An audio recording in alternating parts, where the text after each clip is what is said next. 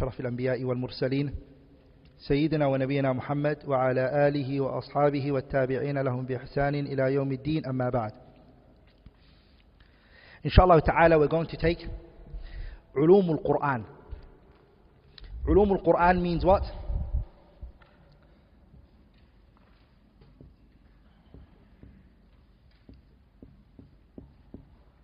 And we're also going to do the tafsir as well. So as you can see, we're going to be taking two things. Ulumul Quran, an introduction to Ulumul Quran, and an introduction to tafsir. Two things, inshallah ta'ala. And as you can all see, brothers and sisters who are listening, I really think this is important that you do these modules, because it will give you a very strong understanding of every science that you ever need to study. A lot of us read the Quran, but we don't understand it. And we don't even know the path to take in order to learn the Quran. With this, inshallah ta'ala, patience that you all should show, you will reach a point, inshallah ta'ala, to understand what Allah wants from you, subhanahu wa ta'ala. So what I'm going to start with is introduction, for the introduction of Ulum al-Quran. And that is the virtue of learning this subject, sharaf. And I want to mention three things, inshallah ta'ala. The virtue of learning this. I'm going to break it into 3 points, inshallah ta'ala. The sharaf, the virtue of learning the Ulum al-Quran. Number one, is connected to what it deals with. The honor here is connected to what it deals with. Mawdu'u. What does tafsir deal with? It deals with the speech of Allah Azza wa Jalla. So the honor here is what? It's the kalam of Allah. It's the speech of Allah. I ask you all a question. Is Allah above and greater and noble than all His creation? Is He not? Is Allah not greater than His slaves? Then His speech should be greater than the speech of the creation. If Allah is greater than the creation, and He's better than the creation, then His speech should be better than the speech of the creation. Sahih? So the first one is, this science, Ulum al-Quran, what does it deal with? Mawdu'. What does it deal with? It deals with the kalam of Allah. And the kalam of Allah is great. So that's the first virtue. Does that everybody understand that point? ᴬᵗ-ᵀᵃᵃًۖ mawdu', what it deals with. It deals with Allah's speech. You're going to learn, understand this subject, which is Allah's speech. Naam. Yeah? Mawdu' means what it deals with. What does it deal with? The second is min haythu al-gharad, min jihati al-gharad. What's the objective behind Ulum al-Quran? This gives it a virtue as well. How does it? We want from it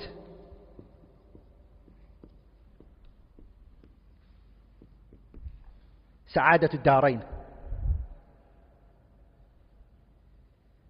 We want the happiness and the prosperity of this world and hereafter. Didn't Allah not say in the Quran, وَمَنْ أَعْرَضَ عَنْ ذِكْرِي فَإِنَّ لَهُ مَعِيشَةً ضَنْكًا وَنَحْشُرُهُ يَوْمَ الْقِيَامَةِ أَعْمَى قَالَ رَبِّ لِمَ حَشَرْتَنِي أَعْمَى وَقَدْ كُنْتُ بَصِيرًا قَالَ كَذَلِكَ أَتَتْكَ آيَاتُنَا فَنَسِيتَهَا وَكَذَلِكَ الْيَوْمَ تُنْسَى.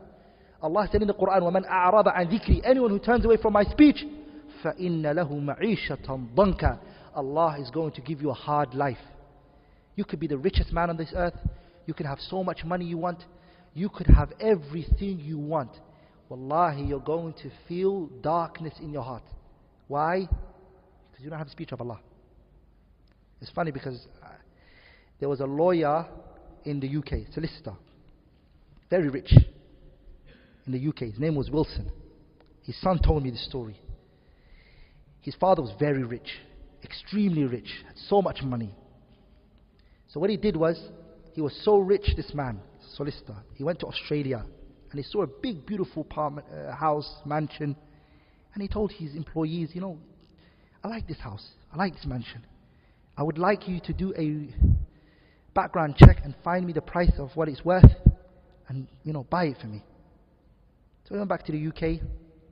When he went back, his employees, they catch Try to find out how much the price is and how soon they can buy it and whatnot. And they found out that it was one of his properties. From one of the properties which he owned. He was extremely rich. Min al-ajaib, from the fascination, was that he killed himself. He took his own life because life became very tight on him. No happiness, no joy, no laughing. He said, my father spent the last couple of years misery, sadness. For us it's not gharib, because Allah tells us, من عمل صالحا من ذكر أو أنثى وهو مؤمن فلنحيينه حياة طيبة ولنجزينهم أجرهم بأحسن ما كانوا يعملون. And wallahi, I saw when I went back home into my country, Somalia, I saw a man, he wakes up in the morning, Fajr, Salaam alaikum, Jama'ah, first line. He finishes, he goes to his house, he has a plate, and he puts sweets on top of that plate, 7, 8 sweets. He goes to the market, he sells it. The money that he makes from it, he gives part of it to his wife, and the rest he sits Asr time in the coffee shop and he drinks tea. Salatul Jama'ah, he's in the masjid, and in the durus, he's at the front line, he's writing his notes. He's laughing, he's smiling. And he only has what? Those sweets that he sells in the morning and at that time. وَلِذَلِكَ, another fascinating story was, a man told me he owned a business. What did he own? He owned a business. And one night he closed his shop and he was counting the money. See how much he made that day. And one of his employees came, he knocked on the door, he asked for water, and he asked for food that he placed inside the working place. So he said, can you give me the food I left in the... So he gave him the food, gave him the water, he drank it, he ate it. And because he didn't have anywhere to live, he slept right in front of the shop. In the morning he wants to wake up from there and carry on from work. So he snored, and his snoring was making it hard for the man to count his money. So he stopped. He looked, who's this person making this noise, snoring? He woke him up, he said, can you leave? He said, no, this is where I sleep. Then he thought, this is an employee that works for me. He hasn't got nowhere to sleep, or he can't go, where he does have somewhere to sleep, but he's somewhere far. If he can't make it back for the money that he needs. He's snoring like this and he's enjoying himself. I am the owner of the shop, I have the money. So what do you realize? The happiness is not the money that you have, the dinar and the dirham. It's something Allah places in the person's heart. Two great scholars, Ibrahim ibn Adham and Abu Yusuf, they went together. They both had 2 breads dry. And they took that bread and they dipped it in the side of the ocean, in the water. And they waited for it to become soft. And they ate. And Abu Yusuf and Ibrahim ibn Adham looked at each other. And Ibrahim ibn Adham said, لو علم الملوك وأبناء الملوك ما نحن فيه من النعيم والسرور لجادلونا عليه بالسيوف. If the kings and the children of the kings were to know the happiness that we have, they would try to take it away from us. ولذلك ابن تيمية said, إن في الدنيا جنة من لم يدخلها لم يدخل جنة الآخرة. In this dunya there's a Jannah. If you don't enter the Jannah of this dunya, you're not going to enter the Jannah of the hereafter. And so they asked him, what is the Jannah of this dunya? And he said, Al-Imanu Billah. To believe in Allah, it's a Jannah itself. Happiness, joy that you're going to feel. And this comes from the Kalam of Allah. When you study it and you learn the book of Allah, it brings you happiness. One of the great scholars that recently died was Sheikh Muqbil. Sheikh Muqbil, they said, he had not much daughters. Sorry, he didn't have no son, he only had daughters. And he was qalilul yad, he had no money. Very poor. Very, very poor. He said, rahimahullah, when I open Sahih al-Bukhari and I say haddathana, he said, all of my sadness and pain that I had will all go. Haddathana meaning opening the chain of hadith. When I open the hadith book and I want to read the chain, all of my misery and pain and stress that I had will all go. So brothers, when you study the book of Allah Azza wa Jalla, you will find happiness in this world, and what awaits you is darajat, levels that Allah is going to give you subhanahu wa ta'ala. The third benefit that it has is al-hajatu ilayh. The need that we have for it. In order to understand this science, ulumul Quran, and its tafsir, is a backbone for any of the sciences of the religion. You need it. If you do not study this subject, and you don't learn this subject, you're not going to understand the religion. Why? Because what's the source of our religion? What's the first source of our religion? The Quran. If you don't understand the book of Allah, فَلِمَا سِوَاهُ أَضْيَعْ, then you're going to forsake everything else, aren't you? Yeah? So we need it. Based on these 3 points, this science is virtuous. In terms of what it deals with, it's the speech of Allah. In terms of the objective, the ultimate goal that we gain from it, which is happiness in this world and then the hereafter, Allahumma barik, it's also virtuous. The third one is how, if we want to understand the religion, we need to start with this subject and make it our backbone.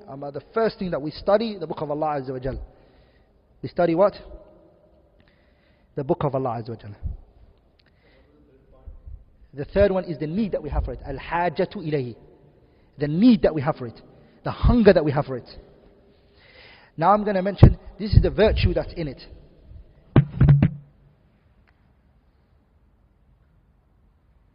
What is the benefits of studying it? What are the benefits that are in it? Studying this science, of course, the first benefit that it has is that you're going to understand the book of Allah. If you study this science, ulumul Quran, you're going to understand the book of Allah. That's the first benefit that it has. The second benefit that it has, so we mentioned 3 points for the virtue, and we're going to mention 3 points for the benefits.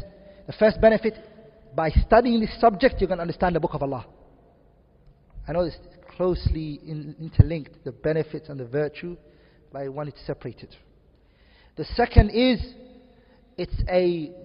this science is a good weapon to defend the religion of Allah. Nowadays, the Quran is being attacked. Is it from God? Did Allah actually speak it? Has it been tampered with? Did it change over time? By studying this science, you will be able to defend the Quran and prove that the Quran, as Allah says, إِنَّا نَحْنُ نَزَّلْنَا الذِّكْرَ وَإِنَّا لَهُ لَحَافِظُونَ, that the Quran is actually protected. The third benefit is the person who understands the Quran is raised stations. What is he raised? Stations.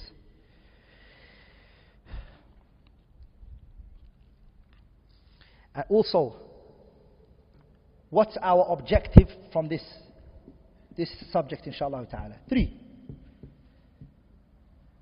Our objective is 3 things, inshallah ta'ala, from this particular subject. And we plan to do, inshallah ta'ala. The first one is, we want to define the headings that are in this field, like Asbabun Nuzul. This surah is Makki, this is Madani. What does it mean? Also, what does it mean? Nasikh and Mansukh. Abrogated, and this is the abrogator. What does that mean? We want to define those words. We want you to understand when you read the Quran and somebody says to you, this is Makki. Okay. This is Madani surah. Okay. What does it mean? Are we all together? So this first objective is to define and explain, inshallah ta'ala, the headings that are in this subject. There are headings over 100. Rather, it's 1,000. We won't be able to go through all the 1,000. We'll just mention the most important ones. Are we all together? The second objective from this subject is to study the correct way of interpreting the Quran. What is the correct way to interpret the Quran? How should a person interpret the Quran? Should I just open the Quran and look at it and use my emotions? No. What's the correct way? We'll talk about that inshallah ta'ala. Also, how to deal with the books that the scholars wrote in this particular field. Which book is the most important one for me to read? Should I buy this one now? What are the methodology of the scholars in the books? Those three, inshallah ta'ala, after we finish this, bi'idhnillahi al-kareem, these 3 points will be your objective. This module will answer all of this for you. Am I making sense? How many lectures is it going to be? Usul al-Tafsir? Yeah. It's going to be 10, inshallah ta'ala. Sahih? 10 lectures we're going to take. Today is the first lecture. It's going to be 10 more, inshallah ta'ala. And in those 10, each lesson, I'm going to give you a heading, and we're going to tackle that heading, inshallah ta'ala, bi'idhnillahi al-kareem. Faddal. The first one for what? Defining the most fundamental headings for this particular science. The second one is the correct way to interpret the Quran. And the third one is how to deal with the books that are written in ulum al-Quran and in the science of the Quran. How do you deal with these books? They're too much. There are over thousands. Shall I start with particular ones? Should I not? Whose book would be the best one for me right now? How did that scholar author that particular book? We'll speak about that inshallah ta'ala. So by the time we take this module, the Sharjah bookshop is, what's it called, the book fair is going to happen, right? So a lot of students are going to go there. And they're going to go buy books, ulum al-Quran and its tafsir from the book fair. Huh? But knowing what books they want and why they want it and what publication. Inshallah ta'ala. So today what we're going to do inshallah ta'ala is we're just going to define ulum al-Quran. We're just going to define it. The definition of ulum al-Quran and also how it developed. Those are the only two we're going to take inshallah today. So today's class is Ta'rif ulum al-Quran. What is ulum al-Quran? What does this subject mean? And also, what is the stages it went through? Are we all together?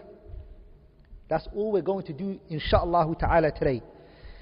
Ulum al-Quran is a science that deals with ulum al-Quran is a science that deals with matters pertaining to the Quran. That's all I could say for now. That's the best definition I could say for now. Are we all together? So it's a science that deals with matters pertaining to or regarding the Quran. Okay? That's what it means. And some of the headings. So, ulum al-Quran is a science that deals with matters pertaining to the Quran. And some of its headings are, and some of the headings, some of the topics that are discussed in this science are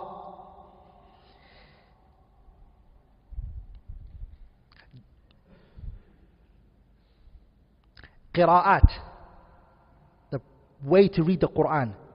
What's the best way of dialect of the Quran? Dialect of the Quran, would that be a good translation? Qira'at, what's the best word? What's the best to use? Dialects of the Quran, Modes, recitations. You all understand it, right? Qira'at, we'll discuss it here. Also what we will discuss is what? Jam'ul Quran, how the Quran was compiled. It's discussed here. How was the Quran compiled? Did the Quran get lost? Was it done correctly? Also, we'll talk about Asbab al-Nuzul. Each verse that came down, what was the event in which it came down on? And this is a particular science. We'll also be talking about the sequence and the order of the verses and the surah. It's also discussed here. Makki and Madani. The surahs that are called Makki and Madani. What are Makki? Does Makki mean every surah that came down in Mecca? And Madani, does it mean every surah that came in Medina? Or does Makki mean anything that came down before the Hijrah? And Madani means what came after the Hijrah, even if it came down in Mecca. Does that make sense? We'll be discussing that inshallah ta'ala. Also, An-Nasikh wal-Mansukh. The Quran getting abrogated. How does the Quran get abrogated? Does Allah say something and come back from it again? Can stories be abrogated? Or would that be considered lying? Somebody says to you, yesterday I went to Umrah, and he goes, I abrogated that. Can you abrogate stories and information? Or is abrogation specific to rulings? We'll be discussing that inshallah ta'ala. Also, the Quran has ambiguous verses, and there are verses which are clear-cut. We'll be discussing what are those ambiguous verses. How should we deal with them? What are those clear-cut verses? And how should we deal with that? We'll also be discussing gharib. Quran uses words which are strange. Strange, when I say it, I mean gharib in the Arabic language is a word that's not commonly used. It's not commonly used. It's rarely used. The Quran adopts it and he uses it. Is every single word in the Quran Arabic? Or are there non-Arabic words in the Quran? If there are non-Arabic words in the Quran, then why did Allah say Qur'anan Arabiyyan ghayra dhi iwajin? And how do you reconcile between that? We'll study that here inshallah ta'ala. I'rab al-Quran, the grammatical morphology and the grammatical analysis of the Quran. Does Quran follow the grammar that the Arabs know, or does the Quran go against the grammar and make its own rulings? All of these are studied in ulum al-Quran. Are we all together? That's some of the headings that we'll discuss inshallah ta'ala. Are we all together, brothers? So now I've defined for you what the subject means, right? Now I'm going to go into how it developed. This subject, ulum al-Quran, is the first subject that was established. It was the first established subject in the religion. Why? Because the Quran was the first to come down. And from that moment onwards, the Sahabas were memorizing it. And they were taking it from the Prophet. And the Prophet was commenting on the Quran. And the Sahabas were taking its understanding from him, salawatullahi wa salamun alayhi. And then tafsir was already happening. Tafsir is part of ulum al-Quran. Are we all together, brothers? So this subject, which is known as ulum al-Quran, is the first subject in our religion that was placed. How was it placed? The Prophet ﷺ was teaching his companions. He was making them learn it. He was making sure they memorized it, salawatullahi wa salamun alayhi, and they were making sure that they memorized it and that they understood it. ولذلك, look how their understanding was. Abdullah ibn Mas'ud, he said, ما من آية في كتاب الله إلا وأنا أعلم أين نزلت ومتى نزلت وفي من نزلت ولو كنت أعلم أحدا أعلم مني بكتاب الله تقطعه المطايا من الإبل لركبت ولا ذهبت إليه. Abdullah ibn Mas'ud, he said that there's not an ayah that came down except I know where it came down and who it came down and what it came down on. And if I was to know anyone more knowledgeable than me in this book on this earth, I would have gone to him. I would have taken my riding beast, I would mount on my riding beast, and I would go to him to take the Quran from him. But there isn't. ولذلك Abdullah ibn Mas'ud, at that time, no one knew the book of Allah greater than him. Are you with me? So you can see how knowledgeable they were in the Quran. You also find Abdullah ibn Abbas, it was transmitted that he went to Hajj, and the day of Arafah he did the Hajj, he did the khutbah. And when he did the khutbah, he took one verse and he made the whole khutbah on one verse, and he explained that one verse. And you know what the listeners, they said? لو سمعه الروم والفرس. If the Romans and the Persians were to hear his commentary of the Quran, لأسلموا جميعا. All of them would have taken Islam. The way he pointed each verse out and extracted from it fiqh, rulings. Are you with me? Abdullah ibn Abbas one day said, when Allah said in the ayah, when Allah spoke about the story of Ashab al-Kahfi, and Allah spoke about the number and how many they were, and the dog, what did Allah say? لا يعلمهم إلا قليل. Not many people know the number of how many the people of the cave were. Abdullah ibn Abbas said, and I am from those little who know. Because Allah said in the ayah, not many little know it. Are you with me, brothers? Little know it. Abdullah ibn Abbas said, وَأَنَا مِنَ الْقَلِيلِ, I'm from the little who know it. And we don't doubt that, because the Prophet ﷺ, what did he do to him? He said, Allahumma faqihhu fi ddin wa allimhu at-ta'wil. Oh Allah, give him the understanding of the religion. And Ibn Abbas was given the understanding of the Quran. So much so, that as a young boy, he sat in the gathering of who? In the gathering of Abdurrahman ibn Auf and Umar ibn al-Khattab. He sat with the House of Commons, as we say in the UK, yeah? House of Parliament. Shura.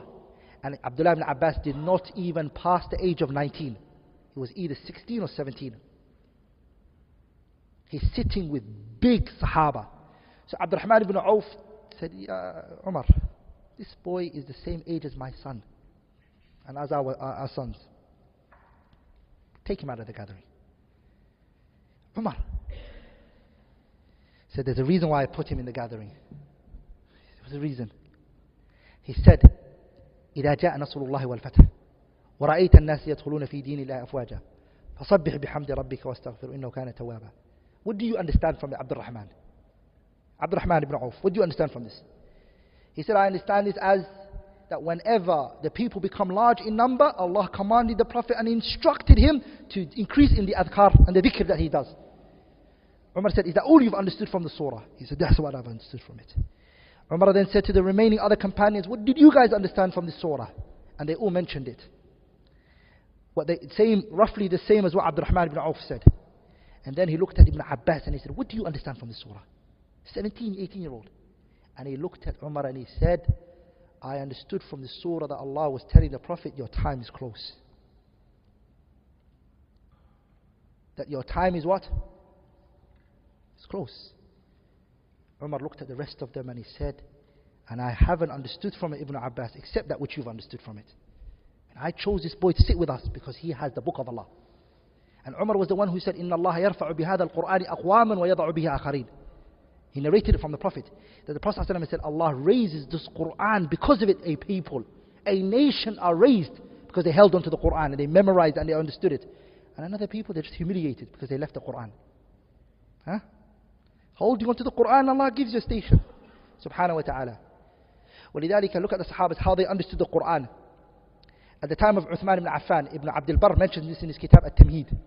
At the time of Uthman, a woman came and what she did was she was accused of committing zina by her husband because she gave birth at 6 months. Are you with me? So when she gave birth at 6 months, her husband goes, look, this is not my child. So I've only been married to the woman for this time. She got pregnant straight away. She had 6 months. It can't be possible. This child is not mine. So Uthman radiallahu anhu said, come forward. We have to do, because the situation doesn't look in your favor to the woman. Ali heard that this is taking place. He mounted on his riding beast and he went to Uthman radiallahu ta'ala anhu. Ali was at Kufa at that time. He came from Kufa, came to Medina, and he met Uthman radiallahu ta'ala anhu. He said to Uthman, don't do it. This woman is not what she's being accused of. He said, Umar said, Uthman said to Ali, hey, what's your evidence? He said, my evidence is in the Quran. The book of Allah. He said, how's it in the book of Allah? He said, didn't Allah subhanahu wa ta'ala say, ووصينا الإنسان بوالديه حملته أمه كرها ووضعته كرها وحمله وفصاله 30 شهرا. The pregnancy and the breastfeeding 30 months. How many months? Allah mentioned 30 months. Breastfeeding and how much? The breastfeeding and the pregnancy. Allah said 30 months. وحمله, pregnancy. وفصاله, the breastfeeding, 30 months. Allah already told us in the Quran in Surah Al-Baqarah how long the breastfeeding is. What did he say? وَالْوَالِدَاتُ يُرْضِعْنَ أَوْلَادَهُنَّ حَوْلَيْنِ كَامِلَيْنِ. 2 years is the breastfeeding. How much months is 2 years? 24. So what's this pregnancy then? This is called دلالة الاقتضاء in usul al-fiqh. So what's left is going to be the pregnancy according to the Sharia. He said the woman is right, she's 6 months pregnant, no problem. It's affirmed in the Quran. Does everyone understand the point? Uthman, who we know read the Quran inside out. Uthman was from the Huffaz al-Kibar. He's one of the compilers of or worked on the compiling of the Quran. مع ذلك, something you couldn't see, Ali ibn Abi Talib saw it. Are you with me, brothers? Does that make sense? So the Sahabas, they were like that when it came to they knew its science. They knew how to deal with the Quran. What did they know? They knew how to deal with the Quran. So the Quran was from the early sciences that were written. After that, the Sahabas, the students of the Sahabas took from them. The students of the companions, they were not joking. They wanted to take the Quran. From them is ᴬᵗ-ᵀᵃᵃซี้·ᵉ. Mujahid ibn Jabrin, he went to Abdullah ibn Abbas and he said to Ibn Abbas, here's the book of Allah. Explain it from me word for word, from one side to the other side. Look what he said. عَرَضْتُ الْمُصْحَفَ عَلَى ابْنِ عَبَّاسِ ثَلَاثَ عَرَضَاتٍ. I opened the Quran in front of Ibn Abbas 3 times, from beginning to end. أُوقِفُ عِنْدَ كُلِّ آيَةٍ. Every ayah I stop him, I say, what does this mean? Okay, next one. From one cover to the other cover, 3 times Mujahid said, I took it from Abdullah ibn Abbas. Are we all together? ولذلك the scholars, they said regarding Mujahid's tafsir, it's a serious issue. Sufyan al-Thawri, what did he say? إِذَا جَاءَكَ تَفْسِيرُ مُجَاهِدٍ فَحَسْبُكَ بِهِ. If the tafsir of Mujahid comes to you, don't ask for anything else. Take it. Why? Because who did he take it from? Ibn Abbas. And where did Ibn Abbas take it from? From the Prophet ﷺ. Are we all together? Also another Imam, Abu al-Jawza'. Abu al-Jawza', he said, جَاوَرْتُ ibn Abbasin. Abu al-Jawza', he said, I was neighbors with Ibn Abbas for 12 years. I took the Quran from him. 12 years I was his neighbor. I took the Quran from him. There are also from the Tabi'in, طاووس ibn Kaysan and Mujahid ibn Jabrin and Ata ibn Abi Rabah and the likes of these scholars. What did they do? They all took from the companions. Our religion, the benefits of our religion is that the Sahabas took from the Prophet, the students of the companions took from, and it went like that, gradual, tadarruj. And I want you to focus on one point because it's very important right now here, which is what? In Islam, our religion was based upon memorization. I want you to understand this value, it's very important. The Sahabas, they memorized it. The Prophet passed it over to them. They passed it over to their students, and that's how the Quran was kept. 60, 70 years. Why am I saying 60, 70 years? 20 years back home in my country, Somalia, 20 years ago, Somalia, you would struggle to find a mushaf in a house. People were memorizing it from the Quran teacher. He would dictate it, the student would write it on a big lawh. Some students never saw a mushaf as children. They didn't ever see it. The Quran was done like that. So whoever says that the Quran was not preserved doesn't know how the Arabs and the Muslims at that time lived. Forget the Quran being preserved. The Arabic poetry was preserved. The poetry of the Arabs, ᴬᵗ-ᵀᵃᵃ and عنتر ibn الشداد and Zuhair ibn Abi Sulma, معلقات العشرة. The pre-Islamic poets, the things that they said, they would dictate it and people would listen and they would memorize it. They'll go. And we have those poetries documented today. Let alone the Quran, which Allah promised He's going to look after it. So the Quran is preserved in 2 ways. Number 1, it was passed over verbally, orally. Sahabas were memorizing it and they were passing on. They said that Ubay, the companion Ubay ibn Ka'b ibn Ubay, he memorized Surah Al-A'raf by hearing it once. All of Surah Al-A'raf he heard it once. And he memorized it. He memorized the whole surah. Once that happened, brothers, the Sahabas, we spoke about it, and then the Tabi'een, we spoke about them. Then came the time of writing. Documentation started. The Quran had to now be documented. Uthman radiallahu ta'ala anhu, as you all know, what did he do? So Abu Bakr, what did he first do? Abu Bakr saw that the reciters of the Quran are dying. I don't want to go too much into this because we're going to speak about it in more details, the Jam'ul Quran. All of these points that I'm mentioning, we're going to speak about it. We're going to speak about it in more details. But Abu Bakr, he commanded the Quran to be compiled. Now please pay attention here, okay? Abu Bakr, what he did was, he gathered the whole Quran and he brought it together. He did not make it one type of recitation. Okay? All he did was what? Jama'. Just bring, everybody bring your notes. Okay, bring your mushaf. You have your mushaf written for you, bring it. Bring it. Everybody bring your mushafs. He brought it and he put it together. And it stayed with who? Hafsa kept it. Uthman, lakin, he did unification. He united them upon a particular type of Quran recitation. And he got rid of the rest. Because the people were arguing and debating. And so he brought them together. This we're going to speak about it in more details when we speak about Jam'ul Quran. From there, scholars, they saw that the science of Quran was so much. And they started to author books. Some of them, they went towards qira'at and they wrote books. One of the first people who wrote in qira'at, or the first person who wrote in qira'at, was ᴬᵗ-ᵀᵃൃʰbissᵃ.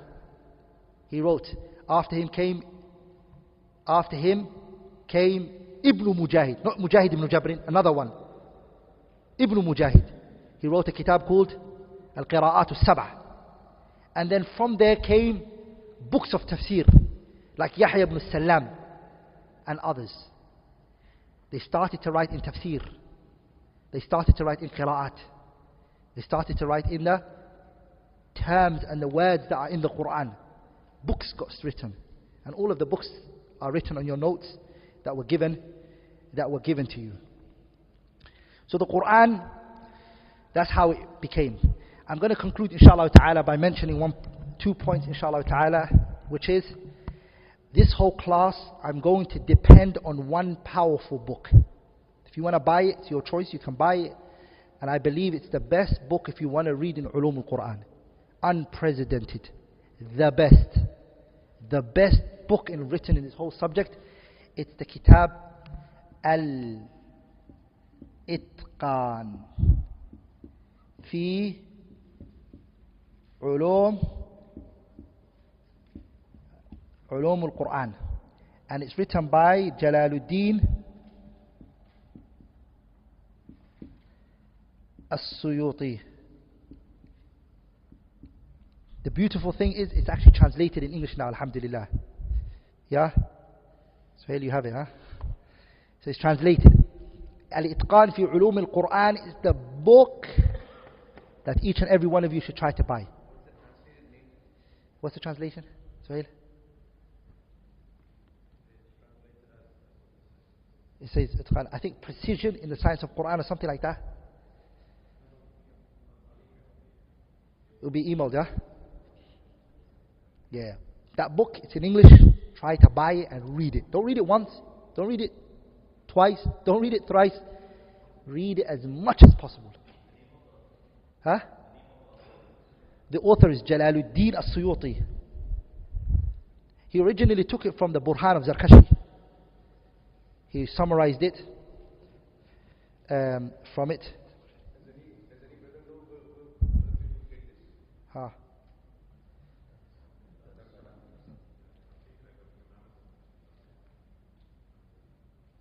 You're going to have to share that with your brothers, inshallah. It'll be sent to you the details of where to buy that book. Please buy it. This book is gold. It's valuable. And there's so much knowledge in it when it comes to the what? Ulum al-Quran. This science that we're talking about, I'm only going to go quickly. I'm picking things from it here and there to share it with you all. Lakin, there's so much gems in there. So on your spare time, just read it. And whatever you don't understand, I'm more than welcome to discuss it with you, inshallah ta'ala. If you go to Arabic, *ᴬᵗ-ᵀᵃʰະዀᵉ is the best. With the tahqiq of Shu'aib Arnaout. Very good. Allah barik. *ᴬᵗ-ᵀᵃ is good. Okay, any questions? Yeah? A question from Sister Laya. What's the difference between tafsir and tadabbur? Tafsir of the Quran means the commentary of the Quran, understanding the meaning of the Quran. A person who does tafsir of the Quran does not necessarily ponder on the Quran. Meaning, to ponder on the Quran, you need to have understanding of the tafsir. Tafsir is the beginning, before it. Tafsir means to have the understanding. And tadabbur means to ponder and contemplate over what you've understood. Are we all together? وَلِذَلِكَ the Quran, the pondering on it is of two types. Ayat, which it calls ayat shar'iyah. Looking at the grammar, looking at how Allah spoke, why did Allah use this term, and pondering on it like that. And how Allah speaks about Jannah, and how He speaks about the Nar, and how Allah speaks about this, and how He speaks about that. That's tadabbur. Are we all together? That's ayat which are shar'iyah, the Quran in its format. Tadabbur can also be that which is not ayat shar'iyah. It can be the universal signs. Going out there and looking at the sun and the moon and how Allah created everything around you. This is called tadabbur. This is not tafsir. So meaning tafsir is specific to what? To the Quran. Whereas tadabbur can be what? The ayat shar'iyah and the ayat kawniyah. That's one difference. The second difference is that tadabbur, it comes after you've got a basic understanding of the tafsir. It's a fara', a branch that stems from having understanding of the Quran first. Meaning, a person who doesn't understand the Quran at all, to say, I'm reading it and it's in a different language and you don't understand it, tadabbur can't come from that. Are you with me? Even that though, some scholars they discuss, can tadabbur come from the recitation and the voice and the melody and what it has? Can that be a form of tadabbur? That's what some scholars mention. There is. In other words, tadabbur is more broader than tafsir. Tadabbur is what? For the Quran and other than the Quran. Any other questions?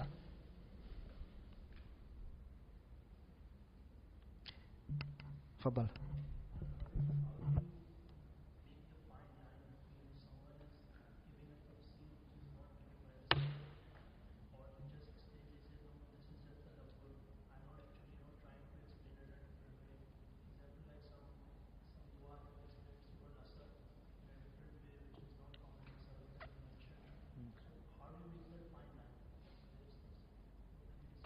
As we mentioned, when we come inshallah ta'ala in more details, we're going to discuss it. طُرُقُ tafsir al-Quran. How do we do tafsir of the Quran? What path do we take and the methodology to do tafsir al-Quran? When we do mention the path to take and the way to do it and the structure and the layout to do it, if a tadabbur is not in line with that, then it's not right. Are you with me? If the tadabbur is not in line with the tafsir that's taken, then it won't be a tadabbur which is sahih. لذلك, if you go to the tafsir of Shaykh Muhammad al-ᴬᵗ-ᵀᵃʰៈwhen it came to the ayah فَلَا يَتَدَبَّرُونَ الْقُرْآنَ أَمْ عَلَى قُلُوبٍ أَقْفَالُهَا, the other ayah أَفَلَا يَتَدَبَّرُونَ الْقُرْآنَ وَلَوْ كَانَ مِنْ عِنْدِ غَيْرِ اللَّهِ لَوَجَدُوا فِيهِ اخْتِلَافًا كَثِيرًا أَفَلَمْ يَدَّبَّرُوا الْقَوْلَ. I don't know which of those three ayah, but it's one of those three. Go to Muhammad al-Ămîn-ul-Șanqîṭî when he comes to the ayah, he speaks about the issue of tadabbur. How is it done? Are you with me, brothers? How is it done?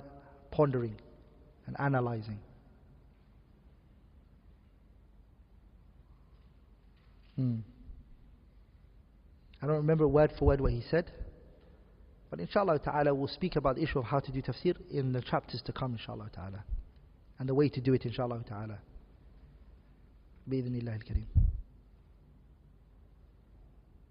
Any other questions? One more question. From the sisters. He's asking that a student is following a particular teacher for a long time and really cannot ask who he has taken the knowledge from. Is it okay to ask the person who he's taken the knowledge from a long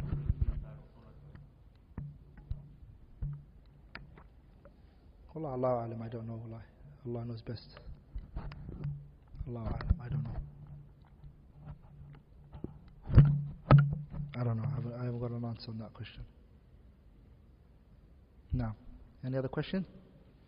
Okay, can I just ask you guys a question? When we spoke about the virtues of the Quran, how many virtues did we mention? Question 1. Okay, hey, what's the 3?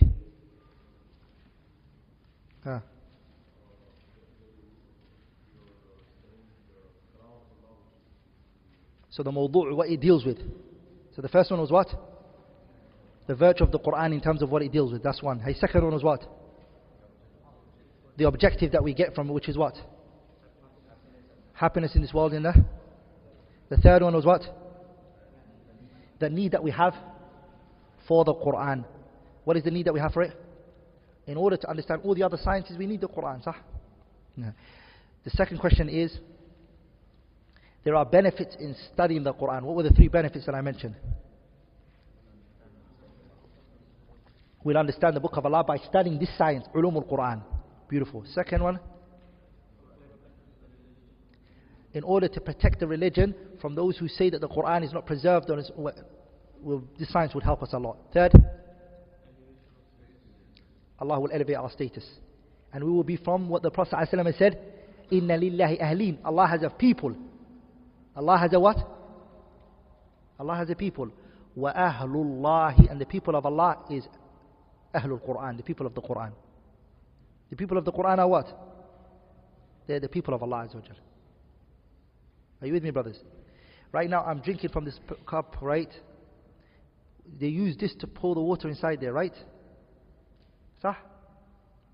Brothers, they use this to pour the water inside, correct? Allah Azza wa Jalla has places where He pours things in. And you know where Allah pours things in? The heart of every righteous person. He stores His words inside there. The Prophet ﷺ said that in the hadith Imam al-Tabarani narrated, Inna lillahi aniyah. Allah has vessels where He places things in. Wa aniyatullahi, and the vessels of Allah is qalbu kulla abdin mu'minin. Every righteous slave, Allah used your heart as a storage to keep His words inside there. Another person, in his heart there are other things, music and whatnot. And another person in his heart, Allah is keeping the Quran. So it's wallahi, it's a station. This is a what? Station. Also, can you mention the best book written in ulum al-Quran that I mentioned? What's the best book that was written? Al-Itqan fi ulum al-Quran. Who wrote it? Okay. Who was the first person who wrote in ulum? Who was the first person who authored a book in qira'at?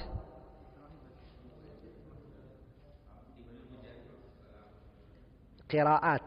Who was the first person who authored a book in qira'at? Abu Ubayd? Abu Ubayd Qasim ibn Salam. Write this down if you haven't written this. Abu Ubayd Qasim ibn Salam was the first person to have written in qira'at. I mentioned that. Qasim ibn Salam. It was from the 2nd century, rahimahullah ta'ala. He was the first to write it. Who came after him and wrote it? Who was the second person that wrote in qira'at? Who? Ibn Mujahid. And you know what he wrote? He called it what? Al-Qira'at al-Sab'ah. The 7 reciters of the Quran that we know, right? The 7 Qurra that we know. He wrote a book in those 7 Qurra. Jameel. We'll leave it there inshallah ta'ala. Any mistakes or shortcomings that have come from me while I was speaking is from me and shaitan, and Allah and His Messenger are free from it. سبحانك اللهم وبحمدك أشهد أن لا إله إلا الله أستغفرك وأتوب إليك. بارك الله فيكم for coming. May Allah honor you all. جزاكم الله خيرا.